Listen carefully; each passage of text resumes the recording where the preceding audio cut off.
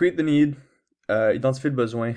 J'ai passé beaucoup de temps à essayer d'introduire ce sujet-là, puis la meilleure façon que je peux l'introduire ou juste le mettre en contexte, je dirais, c'est la phase la plus importante de la vente. Parce que le fait de comprendre avant vendre, c'est la phase où, tu sais, si on rate cette partie-là, si le client sent pas qu'on comprend vraiment c'est quoi leur situation, même si ce qu'on offre match parfaitement ses besoins, ils vont pas sentir que c'est le bon fit pour eux. Parce que s'ils ont pas le sentiment que vous comprenez vraiment c'est quoi leur situation, ils vont jamais acheter de vous. Jamais, jamais, jamais. Moi, ma force, c'était de comprendre les gens. C'était de comprendre pourquoi est-ce que un service comme ça serait bon pour eux. Tu sais, Euh, c'est quoi leur situation? Qu'est-ce qu'ils aiment pas de leur situation de bébite, tu sais? Puis ça, juste en vente, c'est tellement basic, c'est tellement, euh, je trouve ça évident à saisir, mais tellement de vendeurs font pas ça. C'est absolument absurde. Si vous allez dans un magasin de vêtements, c'est la première chose que vous allez remarquer. Les gens vont juste dire Hey, voici des beaux pantalons, ils sont en rabais, regardez ça. Mais toi, tu cherches des chandails. Tu sais, c'est aussi simple que ça. Euh, si tu sais pas quoi vendre, ben, comment tu es supposé vendre quelque chose, tu sais? Fait que le point de ce que j'essaie de dire, c'est qu'il faut savoir de quoi parler. Et là, d'un autre côté aussi, je dirais le deuxième aspect, fait qu'il faut savoir de quoi parler. Ça, c'est juste basic, ok? Parce que vous allez apprendre, là, quand vous allez comprendre le service en tant que tel, là, on peut faire plein d'affaires à une maison, ok? Il y a toutes sortes de situations différentes, ok? Mais fait qu'il faut savoir de quoi parler. Mais deuxièmement aussi, il faut leur rafraîchir la mémoire de leur situation actuelle. OK, si quelqu'un achète de nous, c'est parce qu'ils n'ont pas encore eu le réflexe d'appeler quelqu'un. OK? La majorité du temps. Ou ils ont juste comme... Ils allaient appeler quelqu'un, mais ils ont juste pas encore fait. OK? Puis ça, c'est les meilleurs scénarios. Mais souvent, ils vont juste pas avoir eu le réflexe de faire ça. Pourquoi? Parce qu'ils n'ont pas ressenti le besoin encore de faire ça. Parce que c'était pas une priorité. Mais là, toi, tu arrives là, et puis tu leur expliques, tu les éduques sur le fait que c'est pas la meilleure chose d'avoir des fourmis, surtout au long terme. C'est pour ça que nous, on fait un bon service contre ça. OK? Mais aussi, fait que tu les éduques, mais aussi, tu as l'aspect que tu les rafraîchis la mémoire. Après avoir parlé de fourmis pendant 15 minutes, ben, ils sont comme, Hey, j'en ai des fourmis, hein, puis depuis longtemps aussi. C'est comme si tu ramènes tout ça au-dessus de leur mémoire, tu sais. Euh, Fait que dans le moment, pour eux, tu sais, c'est un peu impulsif comme achat, mais ça fait du sens pour eux dans le moment parce que, tu sais, après leur avoir parlé de tout ça, tu sais, c'est pas souvent que les gens font juste parler de fourmis, tu sais. Euh, genre à la table là, de souper, c'est quand la dernière fois que vous avez commencé à parler de fourmis, tu sais, c'est pas quelque chose de commun dont on parle. Donc, le fait d'identifier le besoin, quelque chose que ça fait vraiment, c'est ça ramène le problème au-dessus. Tu sais, c'est comme le ramener au-dessus de la page, tu sais. Donc, c'est un peu la métaphore que j'utilise. Quand on identifie le besoin, une des choses importantes, c'est le non-verbal, c'est l'écoute active. Fait que de rajouter des ok, ouais.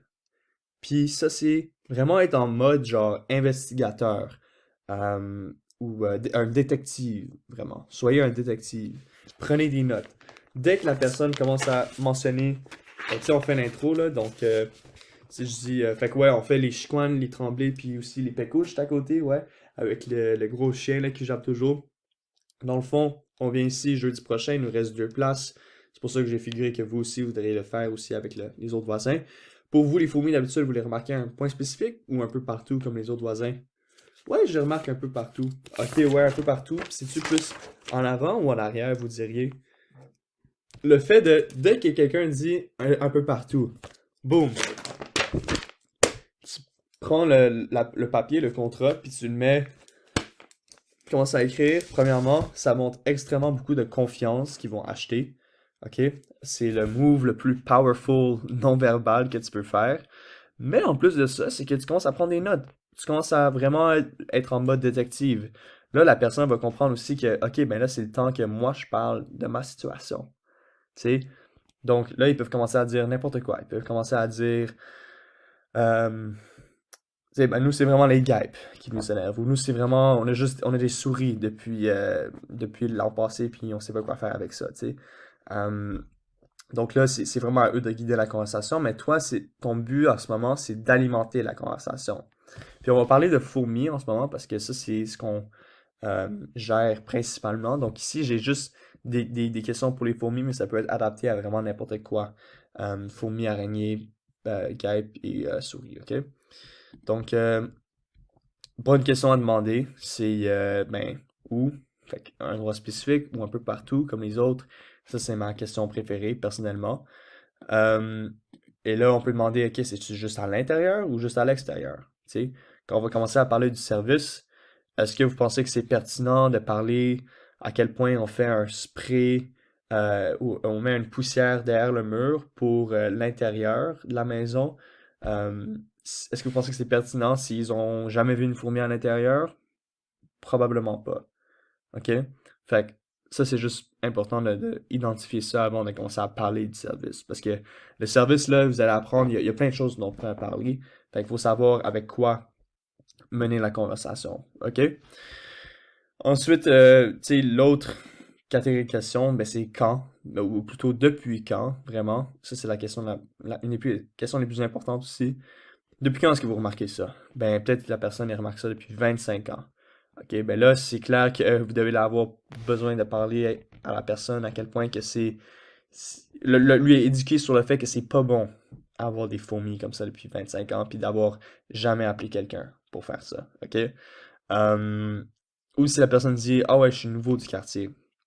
Mais là, c'est important de, tu sais, savoir, ok, est-ce que cette personne sait pourquoi c'est pas bon les fourmis ou est-ce qu'elle sait pas pourquoi c'est bon avoir des fourmis? Fait que, juste une bonne question tu sais, un bon début pour comprendre vraiment la personne, c'est quoi la psychologie du client, vous comprenez? Fait que, puis aussi, un autre petit un bon ajout, là, c'est, ben, depuis combien de temps? Il dit, ah ouais, depuis toujours. Ok, puis depuis combien de temps que vous habitez ici, monsieur? Ouais, ben, j'habite à Westmount depuis 5 ans. Là, tu peux dire, ah, wow, 5 ans, hein, wow, vous êtes chanceux d'être ici. En tout cas, moi, j'aimerais ça avoir une maison ici un jour, ça c'est sûr. Puis pour vous, les fourmis, tu sais, là, tu continues. Fait que c'est bon à bâtir un lien, c'est un bon follow-up que moi j'utilisais pendant l'été. Puis d'habitude, les gens, ils aiment leur quartier. Donc, ils aiment ça, se faire sentir apprécié. C'est un bon petit conseil pour vous. Mais on parlera plus de façon comment créer des liens dans d'autres vidéos. Puis là, une des questions les plus importantes, puis c'est important de la poser exactement comme ça. OK? Est-ce que vous, les fourmis, c'est les mini, mini, mini ou des fois les un peu plus grosses que vous remarquez? OK? Euh, Dans le fond, ça, c'est pour identifier ben, quel type de fourmi cette personne a. Des grosses fourmis, des fourmis charpentières ou des fourmis de pavé. OK? Euh, donc, la raison pourquoi on pose cette question-là de cette façon-là, c'est parce que les gens vont jamais comme juste avouer qu'ils sont des fourmis charpentières, ou très rarement.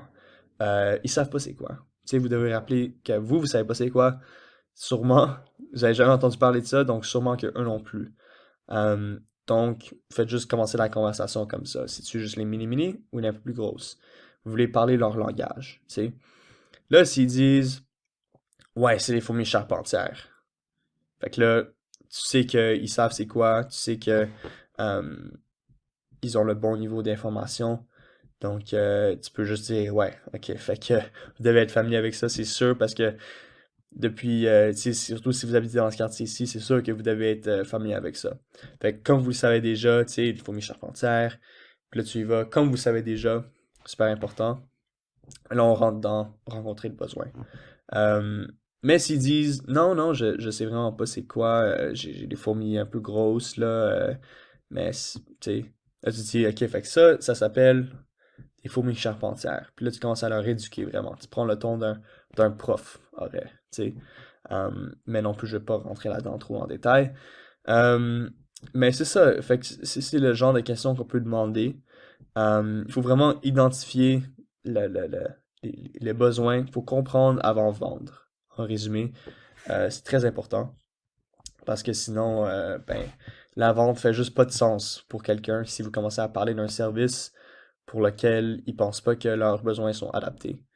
Euh, L'objection la plus commune ou la raison la plus commune pourquoi les gens pensent pas, ou plutôt la raison la plus commune pourquoi les gens veulent pas faire le service, c'est parce qu'ils vont dire j'en ai pas besoin.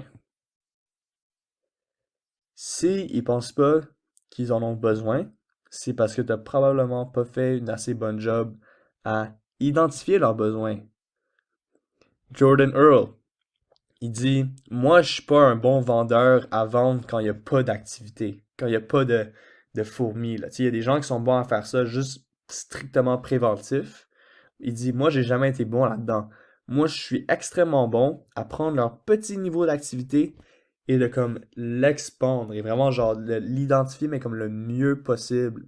Puis lui, il a des conversations hyper longues avec les gens juste parce qu'il identifie tellement bien le besoin que rendu à la fin, ben, la personne doit acheter le service parce qu'il a tellement parlé de bébites puis d'insectes puis qu'à la fin c'est quand tu rajoutes toutes les affaires puis la personne a comme vraiment une ultra vision de comme leur situation de bébites, ben là ça fait juste rendre le service encore plus un besoin.